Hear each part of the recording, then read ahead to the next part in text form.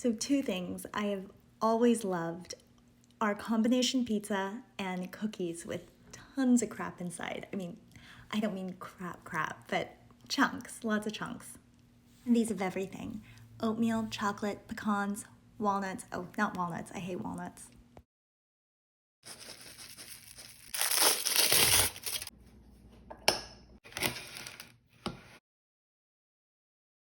Okay, so for this recipe, I used a scale, 2 medium bowls, a cutting board, a knife, a large bowl, a large spoon, a fork, and measuring spoons. I also used a that thing and a that thing, an offset spatula, and a 1 ounce cookie scoop, parchment paper, a sheet pan that can fit in my freezer, and a wire cooling rack, and a Ziploc bag. First, the dries. I weighed out 60 grams of all-purpose flour and 60 grams of whole wheat flour. And then I added to that half a teaspoon of baking powder, half a teaspoon of baking soda, and a quarter to half a teaspoon of salt. I use pink salt, so that comes out to about half a teaspoon for me. And I misspoke earlier. I don't hate walnuts. I'm just mad at them right now, okay? Now I'm gonna stir my dry ingredients with my fork. So that's stir with my forky fork, and put that aside.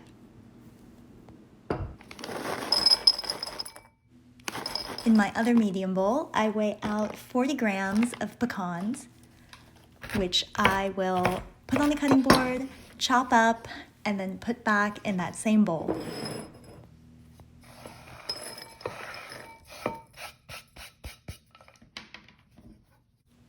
So to my roughly chopped pecans, I add 40 grams of sweetened coconut and 60 grams of rolled oats.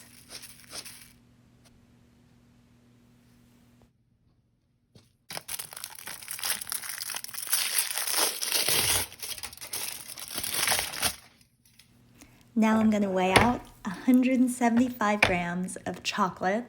Now, for the record, I really like the Ghirardelli bittersweet chocolate chips, but I also really like a chopped texture, so a lot of times what I do is I just chop half of my chocolate chips.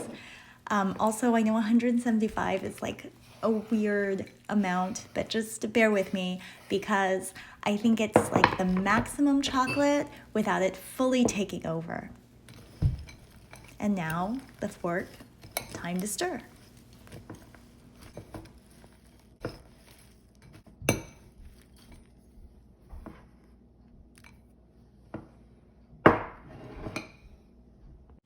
Now in the big bowl is 113 grams of softened butter and 100 grams of dark brown sugar and 50 grams of granulated white sugar.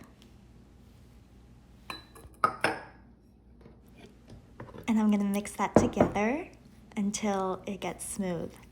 With cookies, I don't like it really whippy like I would a cake, so I think mixing it by hand in a bowl gives me the perfect cookie texture.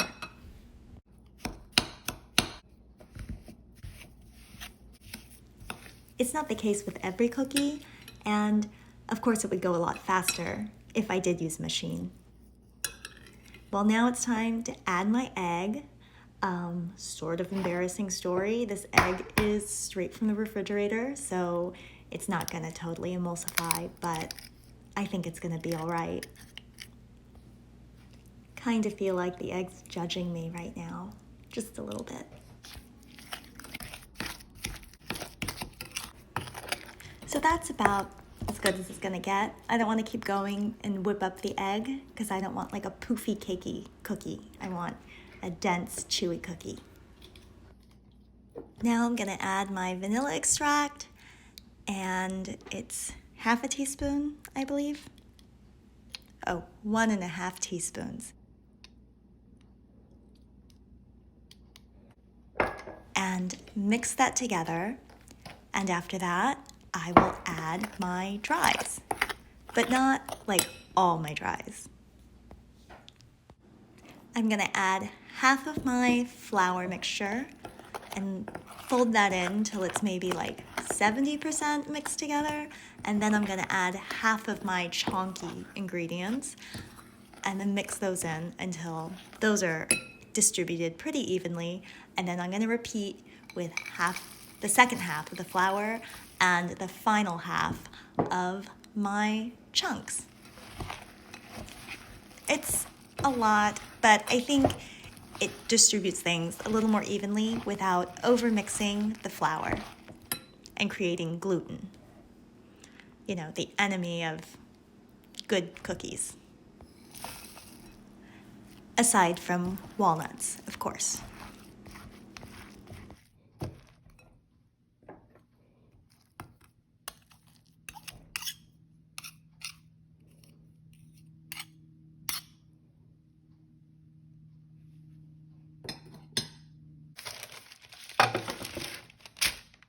I didn't want to succumb and get this cookie scoop because it just felt like one more thing I was gonna have to wash, but it's actually made making cookies so much easier and so much more satisfying. Plus, they're great for meatballs, so, you know, it's got range.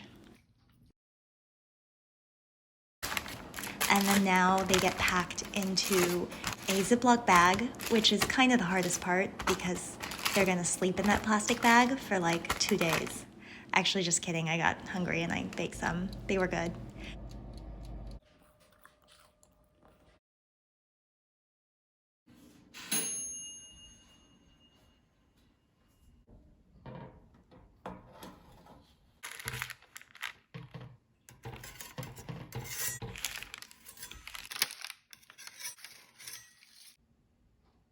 Look, I am not a delayed gratification kind of person, but 2 days of letting these cookies chill and do their thing, it, they're just better, I promise.